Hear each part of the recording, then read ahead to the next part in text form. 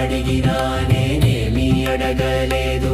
కన్నీటి మాటలే కడలి చేరినవి, అనాథననుకున్న నన్ను ఆత్మగా అంగీకరించి నీలో కలిసే వరం నాకిచ్చితివి శివా.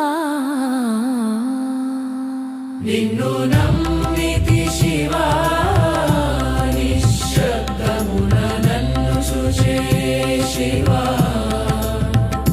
నిన్ను నమ్మితి శివా, నిశ్శబ్దమున నన్ను చూచే